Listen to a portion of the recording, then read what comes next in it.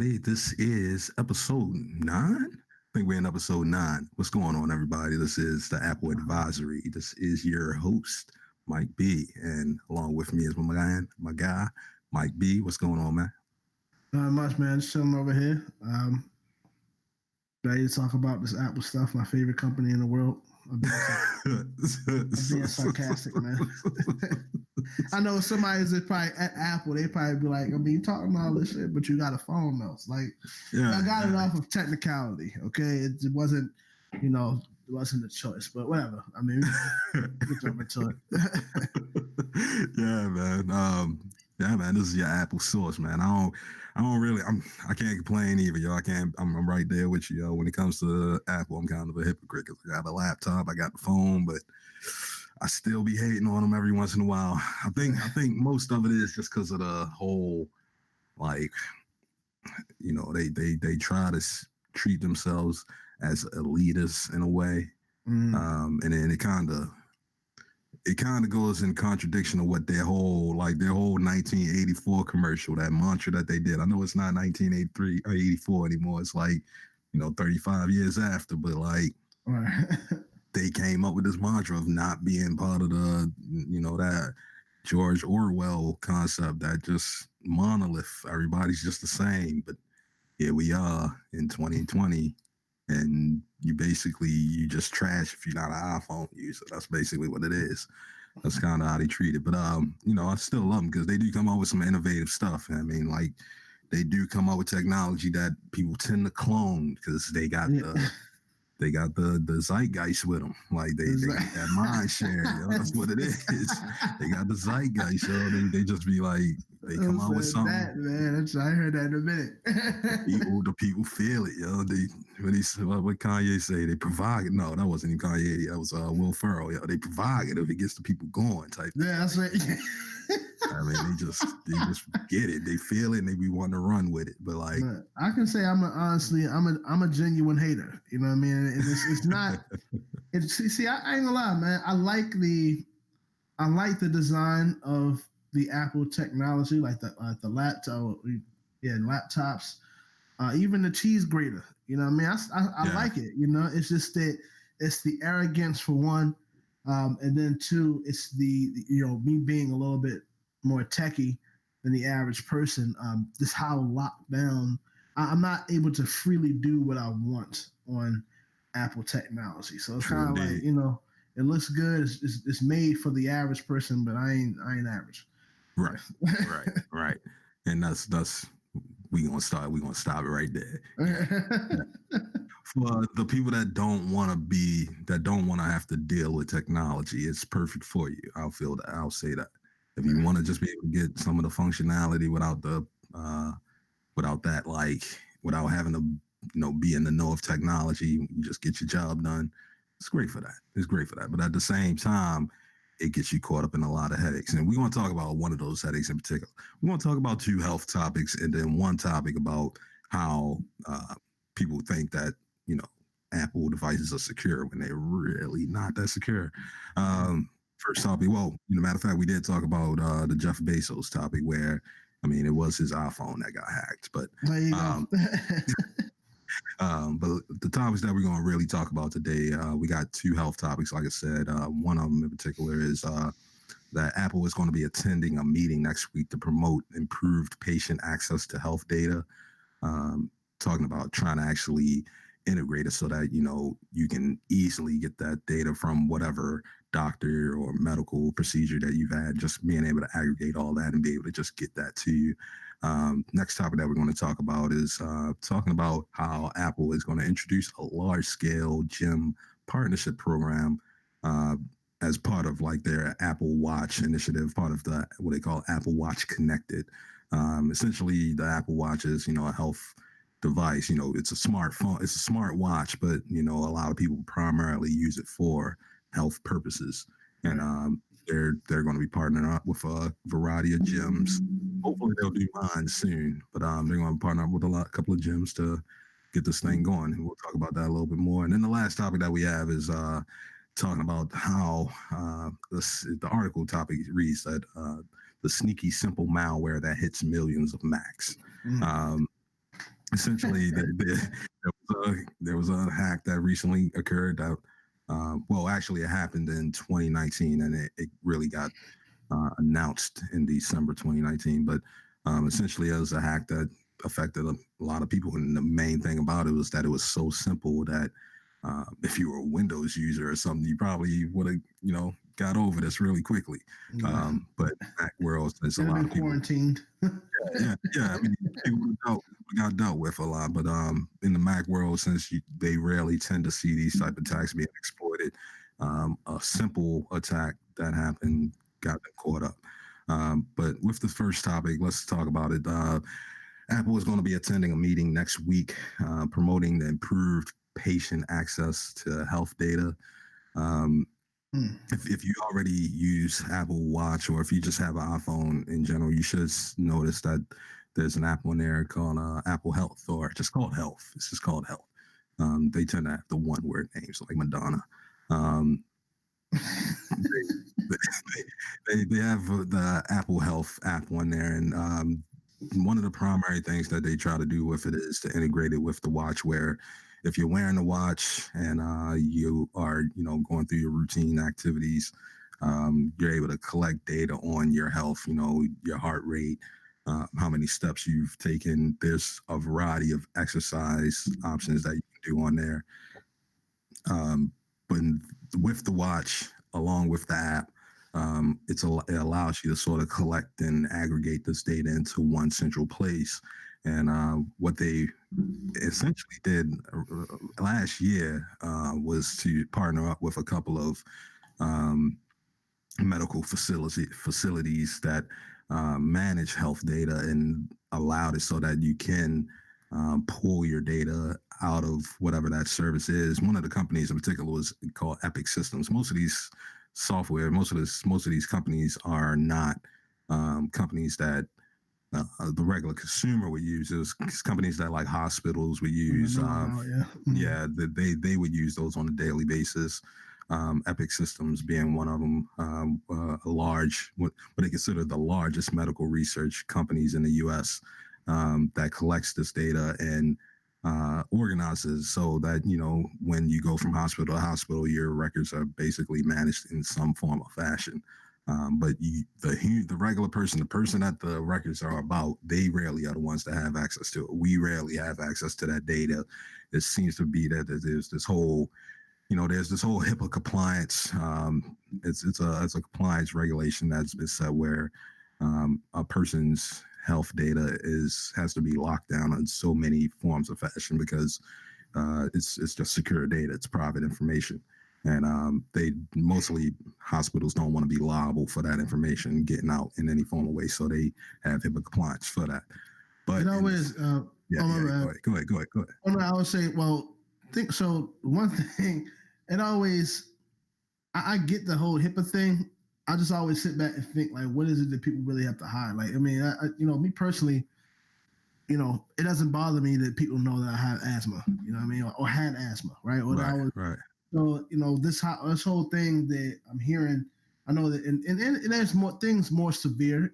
Some people probably don't want the world to know that they may have contracted an STD before or something. In fact, I think that's probably the only thing that people could possibly be embarrassed about, right? Yeah, yeah. I mean, it goes to show that, like, on one end, I can see where people will probably like want to push against that, in the sense that being able to share this type of data makes it easier to be able to interface and know what's going on with it. Like, if I was a doctor, right, and I understand, usually what happens year in and year out, seeing patients, it would benefit me to be able to go to a place and pull up records that is being constantly updated and fed from, a device of a person, of one of my patients that I service that they're wearing right now, so that I can probably monitor, well, this is probably happening, or I can know that certain times throughout the year, remind them, or even, get somebody from my office to reach out to them and say, hey, you want to come in for a checkup, or we noticed this, and this. And, I can see on one, and that may sound intrusive per se, but there's a lot of people that don't really take into consideration the seriousness of daily checkups and, not daily, but frequent checkups. And, just going to doctor for that matter at all. So, Yeah. Yeah. I mean, I see that, with Apple's position on this, when they were talking about like attending this meeting, I don't really see how they can lose from implementing something like this, where although it may seem like it's against HIPAA compliance to have like to share this stuff and make it publicized on like from company to company. It's something that I honestly feel like is needed. It's a good step. Finally, Apple is taking some good strides, man. Some humanitarian things that are commendable. Yeah, yeah, yeah. I mean, after you hit $1 trillion, I figured somebody had to be like, well, we need to actually do something for the people now. I mean, after you become the number one company and you've done everything that you need to do, it's like, all right, now you can be, beneficial to society. Yeah, I mean, you've done reached the peak of like everybody's vices. Like having an iPhone, having a smartphone is like a vice now. It's like an addiction now. So like they've peaked that. Constant dopamine hits you get from these updates and stuff, these notifications and everything. And then too, we already know about the indoctrination theory of Apple. So I mean, I think they're at a point now. They are definitely in diminishing returns, like the law of diminishing returns. Them getting to $2 trillion doesn't really, Yeah. What does that really do? Like you said, they gotta go horizontal with their business models. Like they have to go horizontal versus vertical. Like they've basically peaked when it comes to coming out with a core piece of technology, like a computer in a form. They basically peaked at that point. So now when it comes now they're trying to get into services because services are the new thing, cloud services. And this is a way to get in, ideally. I mean, what better name to have than Apple when you want to talk about health at this point? Like, yeah. I mean, it sort of falls in line. They're going to hear that. They're going to hear that and they're going to take it, and I'm not going to get a penny. But I said you got to get paid for that, bro. Like that's gold right there. Like what other name? You know what I mean? Apple a day. Yeah, exactly. Keeps the doctor away. Just get a smartwatch, get the Apple phone. I mean, you'll be, follow the instructions, actually work out and eat healthier. You got to still do stuff. I mean, but you can start by just buying our products. That's basically what they say. Just wear this watch. Yeah. But they have a quote on here. They saying this is from the Caring Alliance in proposal talking to the Department of Health and Human Services. It says it's imperative to note how important and time-sensitive aggregated health information across multiple providers and health plan systems can be for patients going through catastrophic events. This information is essential for patients as they consider options such as treatment planning, consenting to surgical procedures, exploring and enrolling in clinical trials, and a matter of continuity of care. Examples include expediting an urgent second opinion, appealing insurance denials for standard of care treatments prescribed by patients, board certified physicians, as well as blah, blah, blah, as well as having all pertinent information when it comes to advanced care planning, palliative care, palliative care, and matters of end of life. Yeah. But that's a health word. That's definitely a health word. But nonetheless, everybody's sort of all for this. I figure out this meeting is really just like, how are we going to get it done? Like that's just the number one thing. How are we going to get it done? I like down at the bottom, the guy Tim Cook says that, and it makes sense. He said that by introducing this type of technology into the health industry, it could, I think it will, fundamentally reduce the cost of healthcare. And healthcare is not just like what you're paying monthly, like as far as your your insurance per se, but healthcare in the sense of like what so in the medical industry, like we're not, and just in society, we're not really driven when it comes to medicine, like in preventative care. Everything is on the opposite end. It's like I forgot what it's called, the technical term for it. Basically, when shit goes wrong, that's when people go to the doctor. So it's like by having this going, like when people when you're introducing this type of technology into it, where people are able to monitor it and have vested interest in it, then what can happen is it can not only just start to reduce the cost of healthcare, but then in turn it will be reduced by people eating an apple a day. You know what I mean? Doing the right maintenance that's needed in order to upkeep the health. So this is Apple.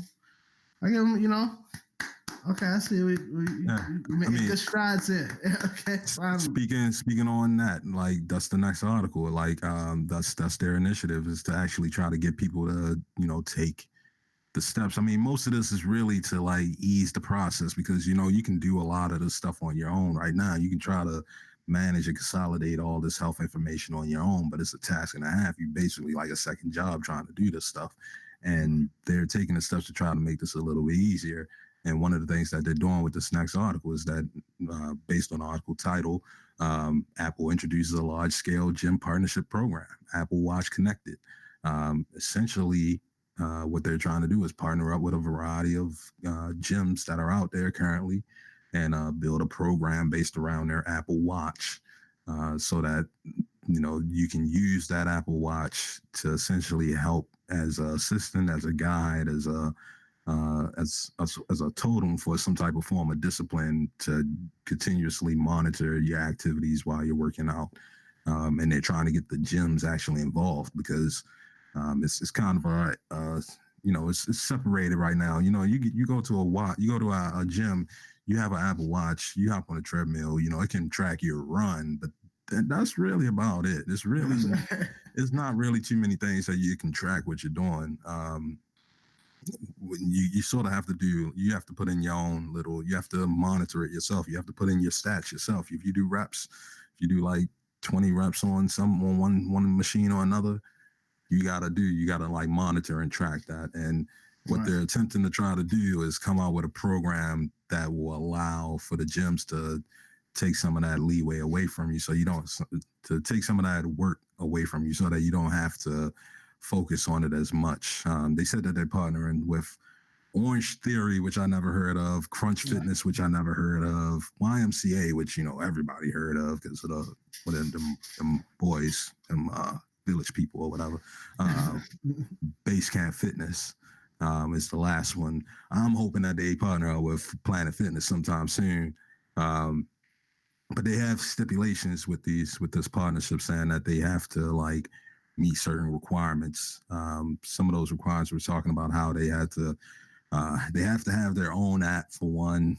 Each gym would have to like have their own app that would allow them to connect the Apple Watch system to their system.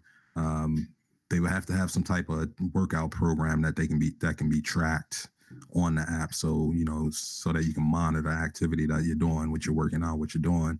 Man, my fitness pal, go ahead. yeah, and that's the thing. Like, and one of those things, like my fitness pal is kind of falling back.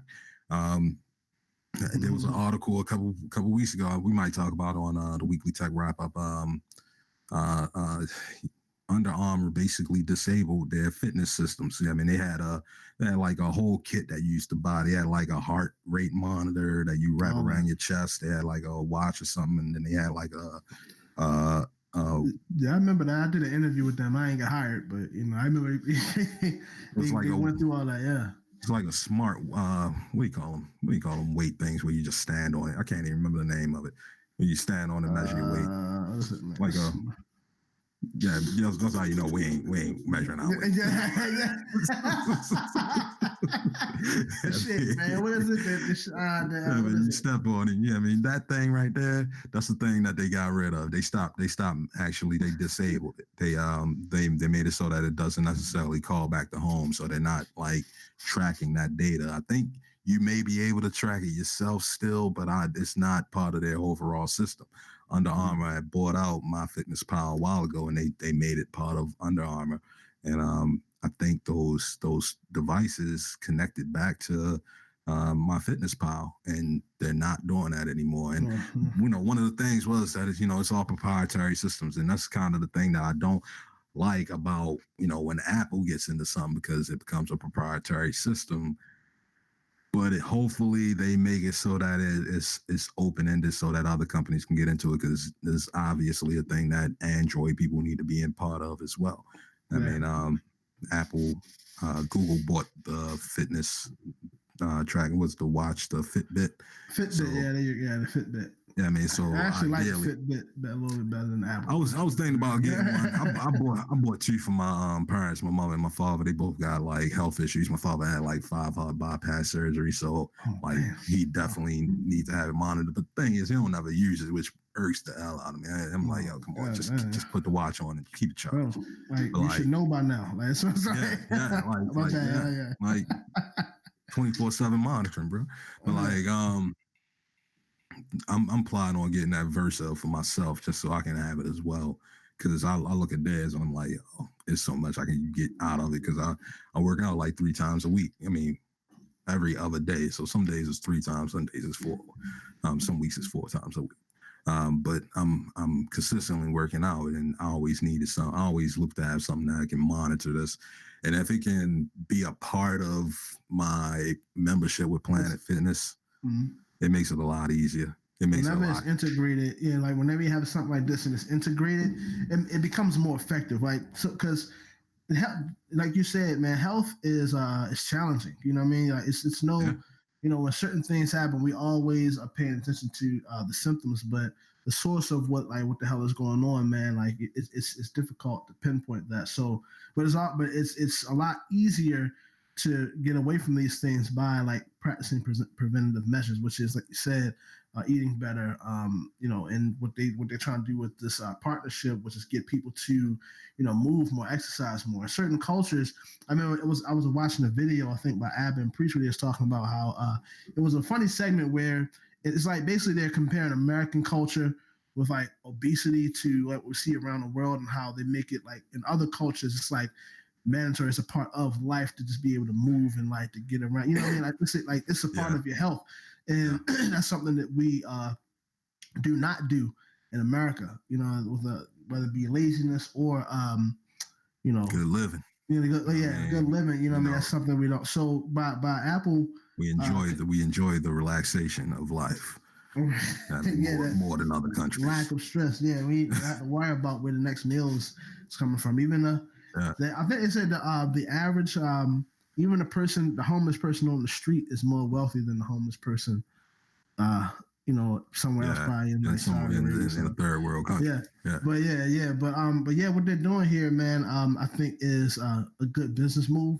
I don't understand the whole thing of like you having to have your own app to make it work, because if they're introducing this, then why not service? I feel like Apple should provide some type of application to better service them to, consolidate all these things. Because whenever you're having to monitor all these things on your health, like people are going to slack. You know what I mean? Like it's already hard enough, trying to if you're trying to count your macros and stuff like that. Now you want to be able to monitor like what your heart rate is and what's going on with that, and then sending signals back and forth to say this is probably happening with you and what you need to do to fix that. It's like, but have everything together and have this system in place where people don't have to think as much, because when they have to start thinking, that's when they stop doing. And but overall, I mean, I like the idea, like where they're moving with this is making this a part of the gym life, because they, like what we were saying, I think in the previous article, maybe I think it was in the Weekly Tech Wrap Up, like when you're able to integrate something like this into the average, into society, sort of like just the average person's life, it creates more sustainability as far as business goes. But I mean, they don't need to really make more money, but I mean, if they are, if anything, bag, then yeah, if anything, they could do to partner up with other companies to sort of, like you say, make it a little bit easier, because if it was just one company that they was partnering up with, then that's just a money grab. But the idea that they're actually partnering up with multiple companies just to see how it goes as a test run first, and then initially to later on just push it out to as many companies as possible. It's one of those things where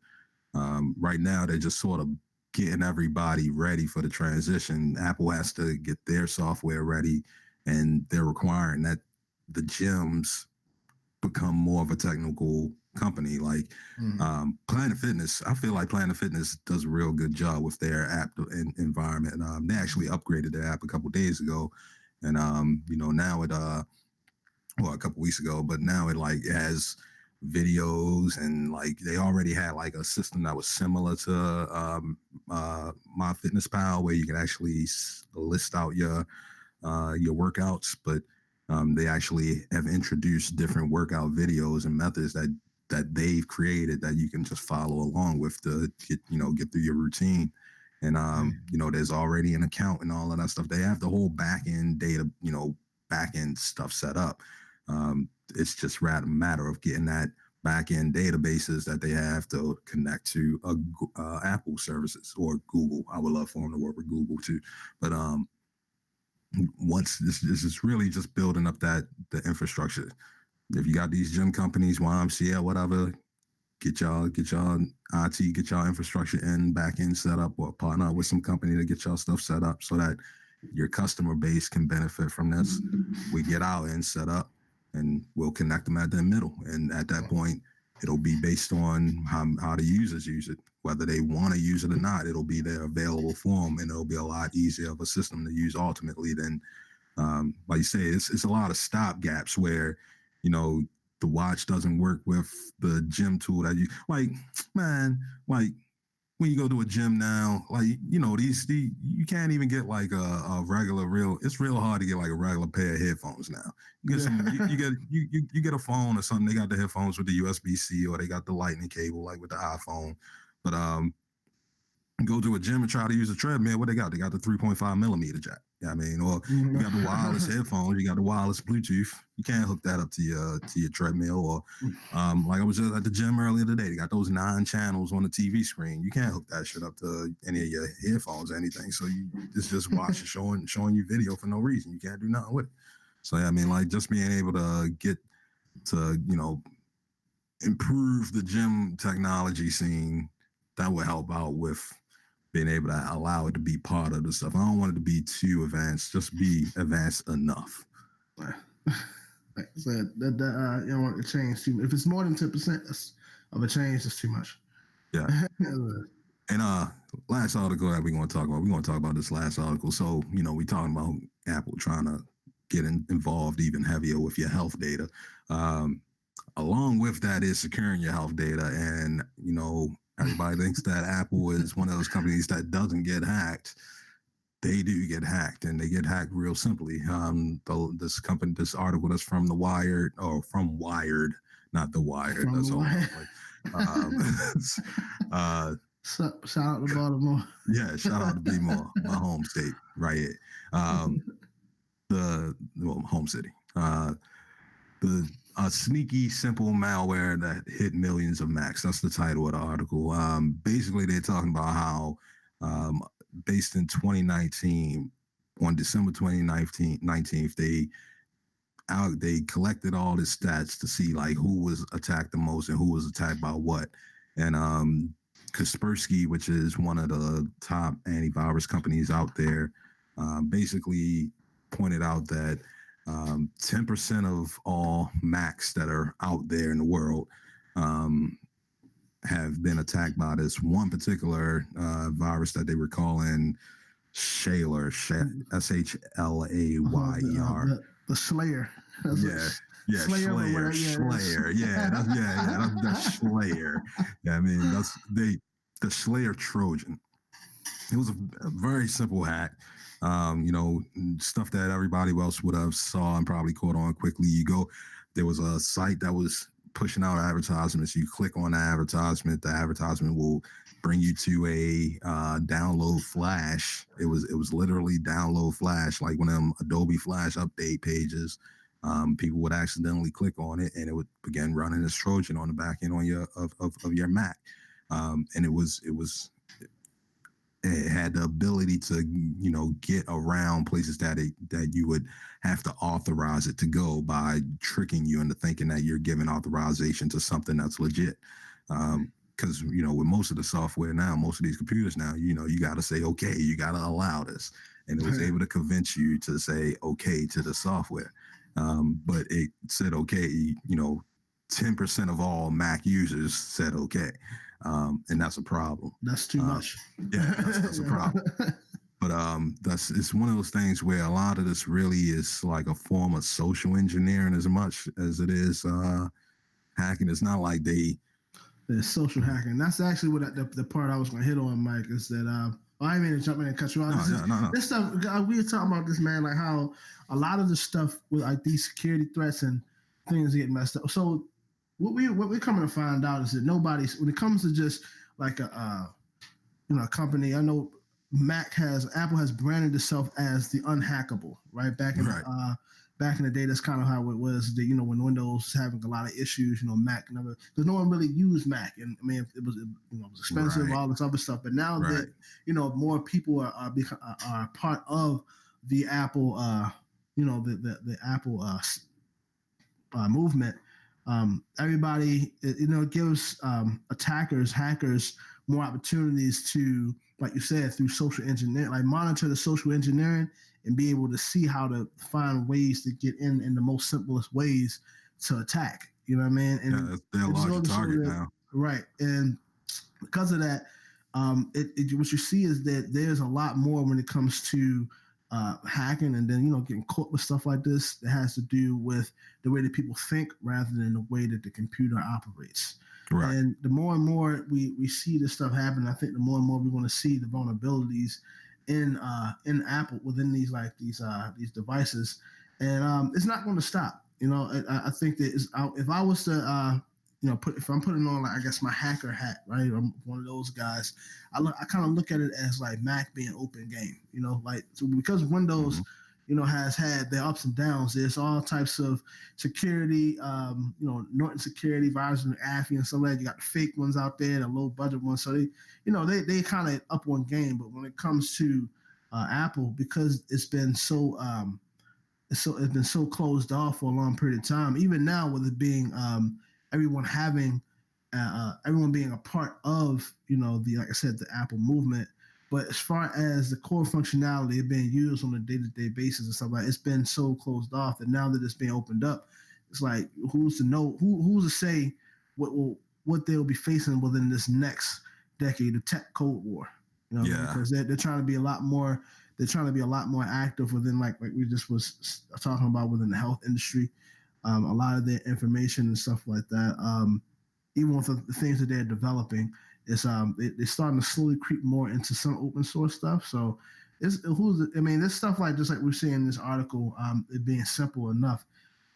Part of the people that use the Apple technology are people, again, because it's made, Apple caters to the audience that's not really tech driven. So because they're not tech driven, if I was to be a hacker, I would automatically think, well, what the average person doesn't think about how to do this or how to secure this or not to click on this link. You know what I mean? So it's just easy, but they're going to learn their lesson.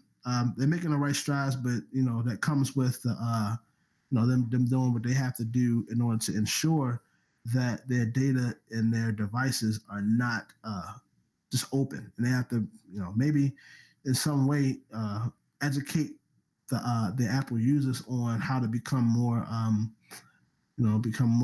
prudent in using their devices when it comes to all the type of security threats and security the vulnerabilities that hasn't really been exposed yet. Yeah. I mean, they definitely have benefited heavily on being a hardware company first, where they were able to sell like beautiful hardware, and that was like the thing that they mostly were based on. It was just having a beautiful computer, having a beautiful phone, and it was simple to use. And that simplicity kind of can get them caught up at the same time. They got to be kind of complex about how they deal with things, and particularly on the internet, because when it comes to the internet, you're talking about having billions of people connected to each other all at once at any point in time. And at any point in time, that means there could be multiple attacks coming at you from any direction. And if you're going to be online like that, you really got to lock down how you allow people to access things. And like you said, a lot of it is, communication, because they built the tools already to sort of keep the thing locked down But if the person that's using the thing keeps just saying okay to stuff, then it don't matter how many locks that you got on the door. You keep letting people in. Like it don't matter anymore. You're leaving the door unlocked, man. Yeah, like they ain't even leaving the door unlocked. They just like, oh, you the pizza man? Come on in, bro. Like, because you got a pizza shirt on. Like that's you're lying. You're not vetting. That people aren't doing enough vetting of their own things because they're just trying to get the job done, and that can be their downfall at the same time. And I mean, it's one of those things where you say it's primarily for non-techies. A lot of heavy tech people use it as well, but they kind of design it so that you don't have to be a techie to use it. And with that, you got to work that balancing act because you got to keep people abreast of the situation when it comes to security, but at the same time, you don't want to, be too daunting where they just be like, you know what, I'm done. I'm just not going to use this no more. Yeah. I mean, I'm just going to toss this tech and go live in the woods somewhere. But yeah, man. But yeah, that's about it, man. That's the topics of the day. You want to say anything, Mike, before I close up? Oh no, well, nothing else really. I think we hit the topics pretty hard, man. I mean, y'all know the deal. This is Apple Advisory. You can find us on all of the primary and some of the smaller podcast platforms. Stitcher, of course, we got iTunes, Google Play. You know what I mean? So, what were you saying about Stitcher? Yeah, Stitcher's just one of those like the independent guys like to use. Like they don't want to. People that don't want to conform to using like Google, they don't want to use Apple, they don't want to like hop on the Spotify game because they feel like that's controlled by Facebook. So, I mean, if you want to get one of them independent platforms where you still want to use us, you still want to hear us, try out Stitcher because that's what that's there for. But yeah, we definitely on the primary three. Google Music, iTunes, and Spotify. If you want to find us, you can find us saying, oh, this is a Google search away. It's basically, if you know how to use Google, you can find us. So that's what that is. And as far as the social medias, we have you on Facebook. We're building up everything for we on YouTube as well. So I mean, again, it's just wherever all of the social media channels that you spend a lot of your time on, you can find us there, man. But like, comment, subscribe, man. That's pretty much all I got to say. Yeah, man. Yeah, you got more stuff coming to y'all next week. Y'all take care out there. Be safe out there. It's a crazy world out there. Come signing out. It's your boy Mike. Got Mike here. Take it easy, people. Be safe.